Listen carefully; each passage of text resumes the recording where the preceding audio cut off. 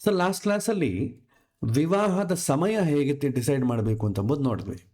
ಅದರಲ್ಲಿ ಮುಖ್ಯವಾಗಿ double transit ಅಂದರೆ ವಿವಾಹ ಸಮಯ ಹತ್ತಿರ ಬಂದಿದೆ ಅಂತಂಬುದು ಹೇಗೆ ಗೊತ್ತಾಗತ್ತೆ ಅಂತಂದಾಗ, ಮೊದಲಿಗೆ ಜಾತಕದಲ್ಲಿ ಯೋಗವನ್ನು ನೋಡ್ತೇವೆ. ಯೋಗ ಬಲ ಇದೆಯಾ, ಬಲಹೀನವಾಗಿದೆಯಾ? ಬಲವಾಗಿದ್ರೆ ಮೋರ್ ಚಾನ್ಸಸ್, ಬಲಹೀನವಾಗಿದ್ರೆ ಅವಕಾಶಗಳು ಕಡಿಮೆ ಬರುತ್ತೆ ಅಂತ ಅರ್ಥ. ಎರಡನೇದು ದಶೆ ಬರಬೇಕು. ಸೊ ದಶೆ ಆಪರೇಟ್ ಆಗ್ತಾ ಇದೆಯಾ ಇಲ್ವ ಅಂತ ನೋಡ್ಕೊಳ್ತೀವಿ. ಆ ದಶೆ ಆಪರೇಟ್ ಆಗ್ತಾ ಇತ್ತು ಅಂತ ಅಂದ್ಕೊಳ್ಳಿ, ನಿಮಗೆ ಅಲೈನ್ಸಸ್ ಬರುತ್ತೆ. ನೀವು ಅಂದುಕೊಂಡಂತೆ ಅವಕಾಶಗಳು ಹೊರಗೆ, ನಿಮ್ಮ ರಿಕ್ವೈರ್ಮೆಂಟ್ ಏನಿರ್ತದೋ ಅದಕ್ಕೆ ತಕ್ಕಂತೆ ಅವಕಾಶಗಳು ಹೊರಗಿಂದ ಬರುತ್ತದೆ. ಆಮೇಲೆ ಗೋಚಾರದಲ್ಲಿ ಡಬಲ್ ಟ್ರಾನ್ಸಿಟ್ ಇತ್ತಂತ ಅಂದ್ಕೊಳ್ಳಿ, ಮದುವೆ ಆಗಲಿಕ್ಕೆ ಬೇಕಾದಂಥ ವೇದಿಕೆಯೆಲ್ಲ ಸಿದ್ಧ ಆಗ್ತದೆ. ಗುರು ಮತ್ತು ಶನಿ ಇಬ್ಬರು ಕೂಡ ಒಟ್ಟಿಗೆ ಈ ಡಬಲ್ ಟ್ರಾನ್ಸಿಟಲ್ಲಿ ನಮಗೆ ಪಾರ್ಟಿಸಿಪೇಟ್ ಮಾಡಬೇಕು. ಆ ರೂಲನ್ನು ನಾವು ನೋಡಿದ್ದೇವೆ. ಸಿಂಪಲ್ ರೂಲ್ ಏನಂತಂದರೆ, ಗೋಚಾರದಲ್ಲಿರುವಂಥ ಗುರು ಮತ್ತು ಶನಿ ಇಬ್ಬರು ಜಾತಕದಲ್ಲಿ ಇರುವಂಥ ಸಪ್ತಮ ಸ್ಥಾನದಲ್ಲಿರೋದಾಗಲಿ, ಸಪ್ತಮ ಸ್ಥಾನವನ್ನು ನೋಡೋದಾಗಲಿ, ಸಪ್ತಮಾಧಿಪತಿ ಜೊತೆ ಇರೋದಾಗಲಿ, ಸಪ್ತಮಾಧಿಪತಿಯನ್ನು ನೋಡೋದಾಗಲಿ, ಈ ನಾಲ್ಕರಲ್ಲಿ ಗುರು ಶನಿ ಇಬ್ಬರು ಕೂಡ ಮಾಡಬೇಕು. ಆ ನಾಲ್ಕರಲ್ಲಿ ಯಾವುದಾದ್ರೂ ಈಗ ಗುರು ಒಂದು ಶನಿ ಒಂದು ಕನೆಕ್ಟ್ ಇದ್ರೂ ಪರವಾಗಿಲ್ಲ, ಅಟ್ಲೀಸ್ಟ್ ಈ ನಾಲ್ಕಕ್ಕೆ ಗುರುಗೂ ಶನಿಗೂ ಕನೆಕ್ಷನ್ ಇರಬೇಕು.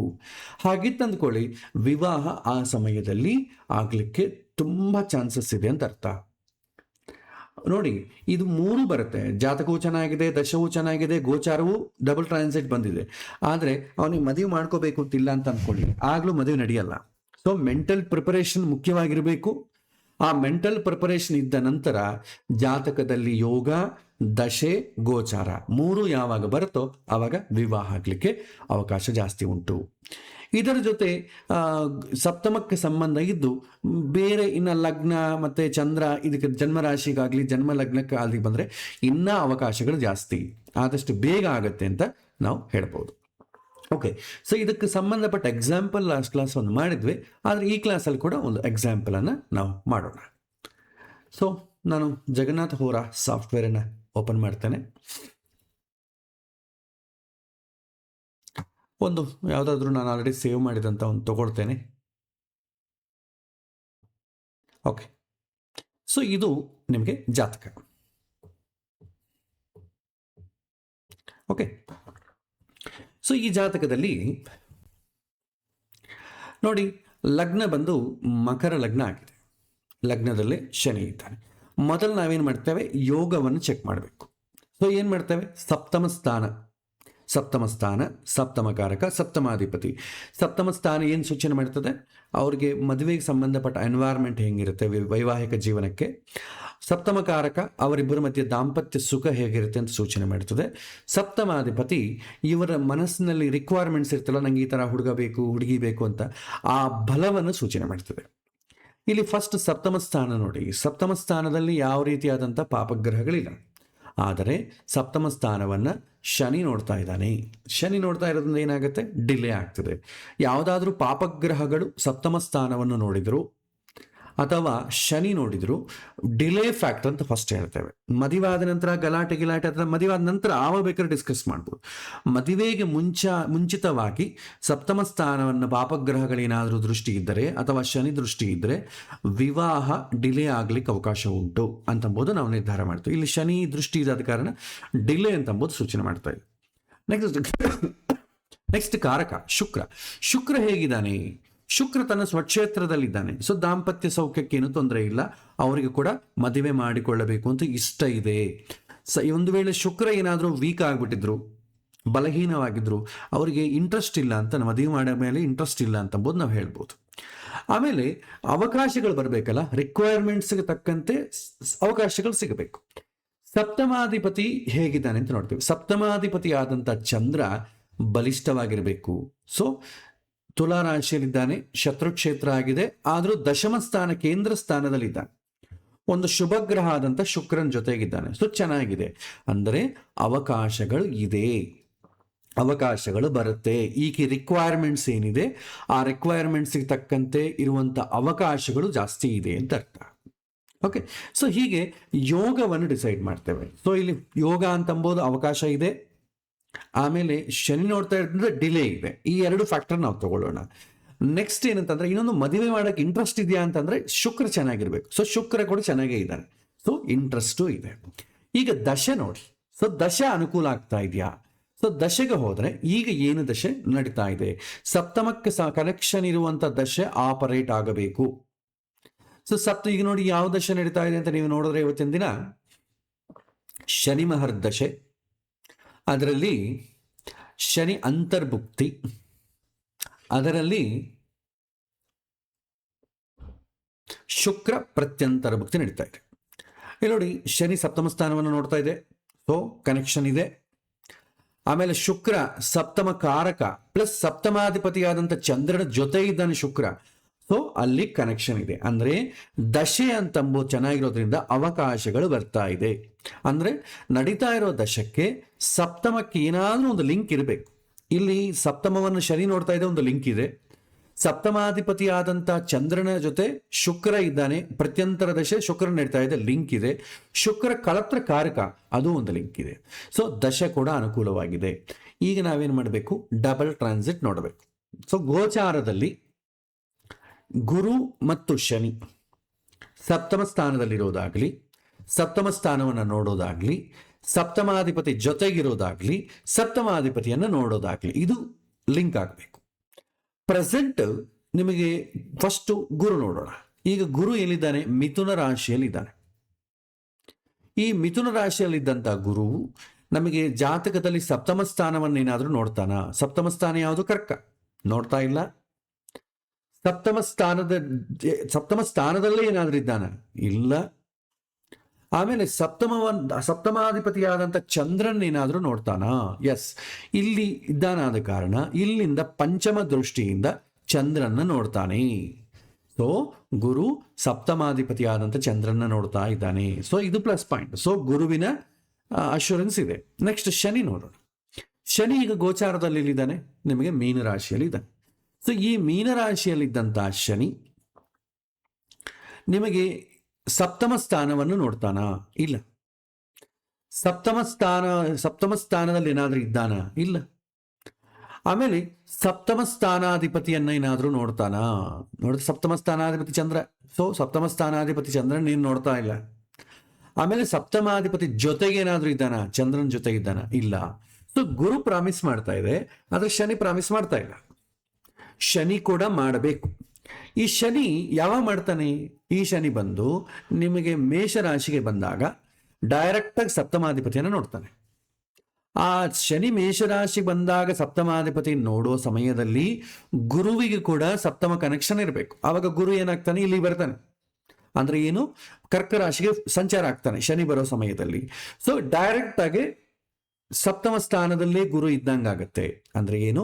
ಶನಿ ಮೇಷರಾಶಿಗೆ ಬಂದಾಗ ಗುರು ಆವಾಗ ಕರ್ಕರಾಶಿಯಲ್ಲಿ ಇರ್ತಾನೆ, ಆವಾಗ ಎರಡೂ ಕೂಡ ಕನೆಕ್ಷನ್ ಇರ್ತದೆ. ಆ ಸಮಯದಲ್ಲಿ ದಶೆ ಕೂಡ ನಡಿಬೇಕು. ಆಲ್ರೆಡಿ ಶನಿ ಮಹಾದಶ ನಡೀತಾ ಇದೆ, ಸೊ ಅದು ಸಪ್ತಮಕ್ಕೆ ಕನೆಕ್ಷನ್ ಇದೆ, ಸೊ ಆಗ್ಲಿಕ್ಕೆ ಅವಕಾಶ ಉಂಟು. ಈಗ ನಾವೇನ್ ಮಾಡಬೇಕು? ಈ ಶನಿ ಇಲ್ಲಿಗೆ ಯಾವಾಗ ಬರ್ತಾನೆ ಅಂತ ನೋಡ್ಬೇಕು. ಸೊ ಆಲ್ಮೋಸ್ಟ್ ಆಲ್ 2027 ಬರ್ತಾನೆ. ನೀವು ಅದನ್ನು ಬೇಕಾದ್ರೆ ಟ್ರಾನ್ಸಿಟ್ ಅಂತ ಹೊಡೆದು ಶೋ ಟ್ರಾನ್ಸಿಟ್ ಚಾರ್ಟ್, ಈಗ ಶನಿ ಇಲ್ಲಿದ್ದಾನಲ್ಲ, ನೀವು ಮೂವ್ ಮಾಡಿ ಮೇಲೆ ಟ್ರಾನ್ಸಿಟ್ ಚಾರ್ಟಿಗೆ ಮಂತ್ ನ್ಯಾವಿಗೇಟ್ ಮಾಡಿದ್ರೆ ಅದು ಚೇಂಜ್ ಆಗತ್ತೆ.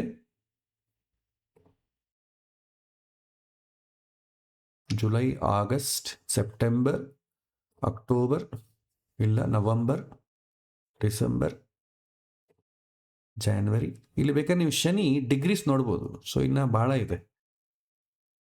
ಸೊ 15, 18,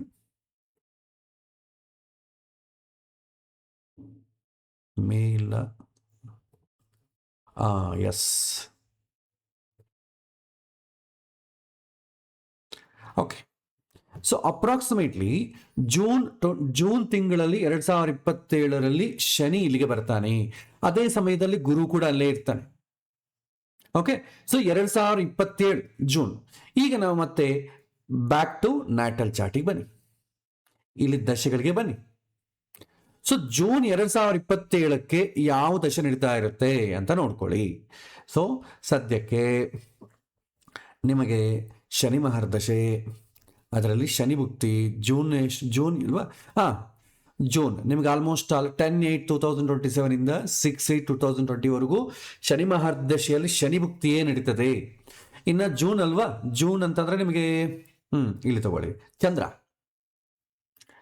ಸೊ ಶನಿ ಚಂದ್ರ, ಶನಿ ಸಪ್ತಮವನ್ನು ದೃಷ್ಟಿ ನೋಡ್ತಾ ಇದ್ದಾನೆ, ಚಂದ್ರನ ಜೊತೆ ಶುಕ್ರ ಇದ್ದಾನೆ. ಸೊ ಹಾಗಾಗಿ ದಶೆ ಅನುಕೂಲ ಆಗ್ತದೆ.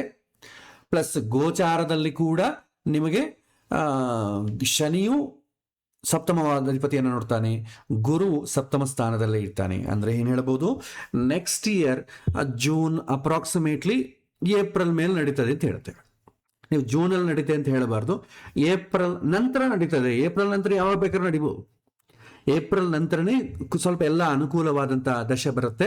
ಯಾಕೆಂದ್ರೆ ಮದುವೆ ಸಮಯ ಅದು ಟ್ರಾನ್ಸಿಟ್ ಆದರೂ ಕೂಡ ಮದುವೆ ಪ್ರಾಸೆಸ್ ನಡೆಯೋದು ಮುಂಚೆವೇ ಪ್ರಾಸೆಸ್ ನಡೆಯುತ್ತೆ. ಆ ಸಂಬಂಧಗಳು ನೋಡೋದು, ಇಷ್ಟಪಡೋದು, ಫಿಕ್ಸ್ ಆಗೋದು, ಇದೆಲ್ಲ ಮುಂಚಿತ ಒಂದು 2 to 3 ಮಂತ್ಸ್ ಮುಂಚಿತವಾಗಿ ಆಗ್ತದೆ. ಹಾಗಾಗಿ ಆ ಡಬಲ್ ಟ್ರಾನ್ಸಿಟ್ ಯಾವ ಮಂತಲ್ಲಿ ಆಗ್ತದೋ ಅದಕ್ಕೊಂದು 2 ರಿಂದ 3 ತಿಂಗಳು ಮುಂಚಿತವಾಗಿ ಸ್ಟಾರ್ಟ್ ಆಗುತ್ತೆ ಅಂತ ಹೇಳಿ ನಾವೇನ್ ಮಾಡ್ತೇವೆ, ಏಪ್ರಿಲ್ ನಂತರ ಆಗ್ಬೋದು ಈ ತರ ಹೇಳ್ಬೇಕು. ಸೊ ಜೂನಲ್ಲಿ ಆಗುತ್ತೆ, ಜುಲೈಲಿ ಆಗುತ್ತೆ ಅಂತ ತಿಂಗಳು ಪ್ರಾಮಿಸ್ ಮಾಡಬೇಡಿ. ಏಪ್ರಿಲ್ ಮೇಲ್ ಆಗುತ್ತೆ ಅಂತಂದ್ರೆ ಏಪ್ರಿಲ್ ಮೇಲೆ ಯಾವಾಗಾದ್ರೂ ಆಗ್ಬೋದು, ಮೇಲ್ ಆಗ್ಬೋದು, ಜೂನಲ್ಲಿ ಆಗ್ಬೋದು, ಜುಲೈಲಿ ಆಗ್ಬೋದು, ಡಿಸೆಂಬರ್ಲಿ ಆಗ್ಬೋದು. ಆದರೆ ಮೇಲೆ ಆಗ್ಲಿಕ್ಕೆ ಅವಕಾಶ ಉಂಟು ಅಂತ ನಾವು ಈ ರೀತಿ ಹೇಳ್ಬೋದು.